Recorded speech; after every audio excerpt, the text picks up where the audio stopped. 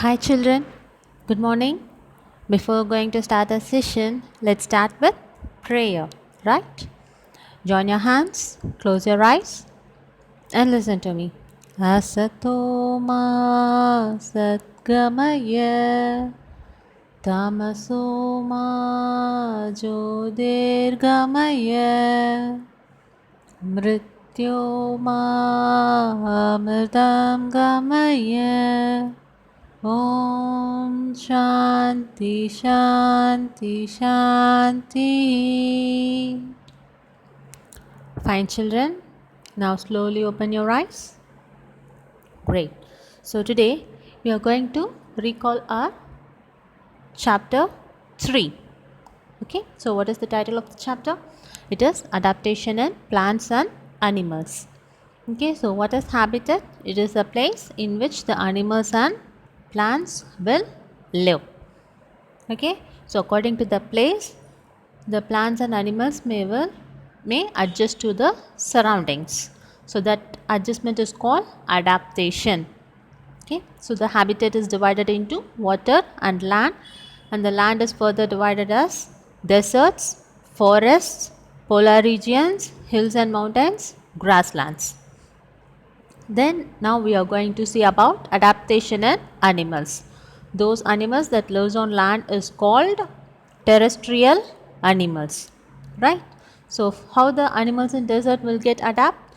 The climatic conditions of desert is too hot. Okay, so the animals living in that habitat have to adjust for that condition. So that type of adjustment is called adaptation. So they have thick skin in order to prevent the loss of water. Camel will have hump which stores the food. As and when required, the camel utilize the food from the hump. Similarly, the lizard will stay inside the hole. During night time only it come out of the hole for in search of food. Then how the animals in forest will adapt? They exhibit a mechanism called camouflage, which is a color changing mechanism. According to the surrounding, the particular animal will change its color in order to escape from its enemies. Likewise, porcupine has quills all over its body. When the predator attacks it, it will shoot out the quills, right?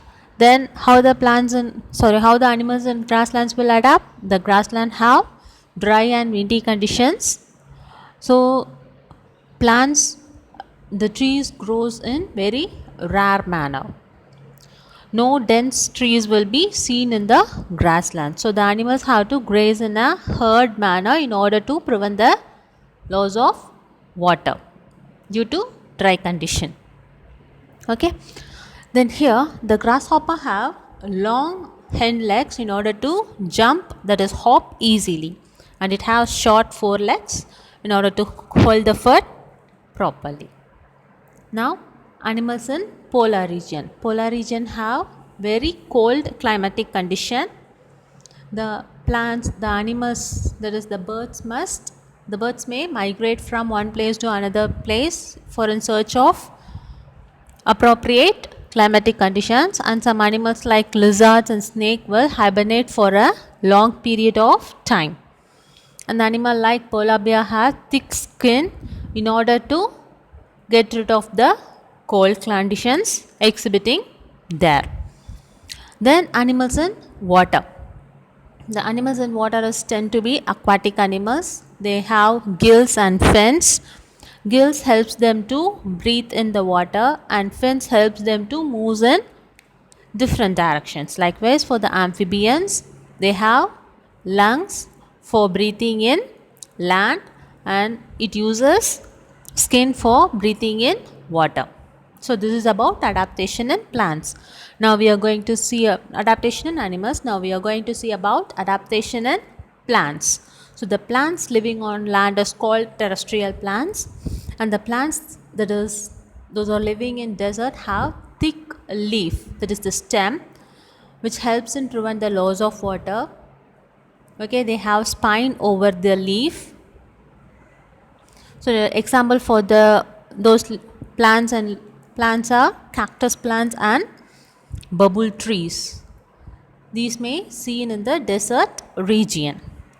Then plants and forest. Since the soil of the forest is very fertile, trees will grow in a very dense manner. So the amount of sunlight entering into the forest is very less. So the small plants growing inside the forest have to search for the sunlight in order to grow healthily. For that reason, for the searching of sunlight, the leaves of those plants will be grow in a lengthiest manner. In this way, the plants will adapt in the forest. Then plants in hills and mountains. The plants in hills and mountains are canonical in shape in order to slide away the snow that is shedding on it. Okay, they have needle shaped leaves in order to prevent the loss of water. They have wax coated on their leaf. If a snow falls on the leaf, it won't affect the leaf since it has a wax coat over the leaf. In this way, the plants in hills and mountains will adapt to the climatic conditions exhibiting there. Then plants in grassland. Since the conditions of grassland is dry and windy, some buffalo grasses will only be grown in that region. Right? They are very short and have narrow leaves in order to prevent water. Since the area of this grassland has low rainfall, so buffalo grass only will grow here in this region. Right? Their roots will grow deep into the soil for in search of water. In this way, the buffalo grass will adapt in the grasslands. Right? Next, plants in plains. Okay, these plants have long and thick broad leaf. They have long and thick trunk and broad leaves. Example for these are peepal, banyan and mango trees. Their roots will get deep into the soil for in search of water. So in this way, plants in plains have adapt. Next, plants in polar region. Since the climatic condition of polar region is too cold, the plants growing in this region will be very short in order to survive. Right? So example for this plant is Arctic poppy.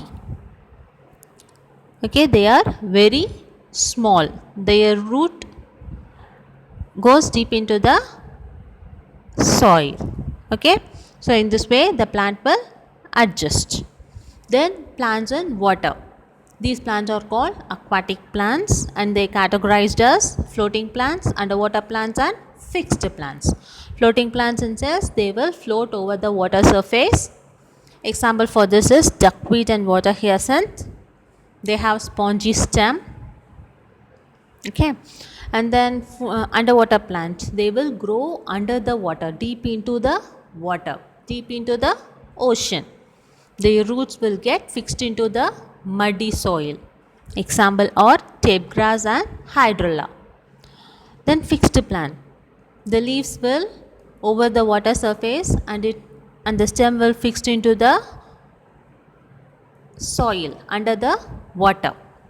Okay, this type of plant is called fixed plant. An example is lotus and water lily. So these are the things we saw discussed in this chapter, adaptation in plants and animals.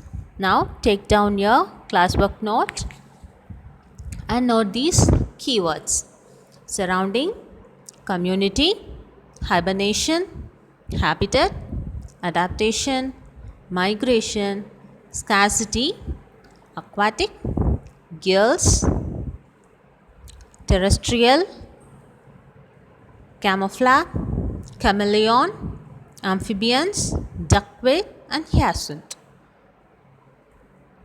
Okay children, finished? Okay. So for tomorrow's session, I'll be keep test in this chapter for 20 marks. So prepare well for the exam assessment. Okay, be ready. All the best.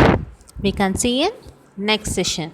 Till then, stay safe, stay connected, and drink more water. Right? Thank you.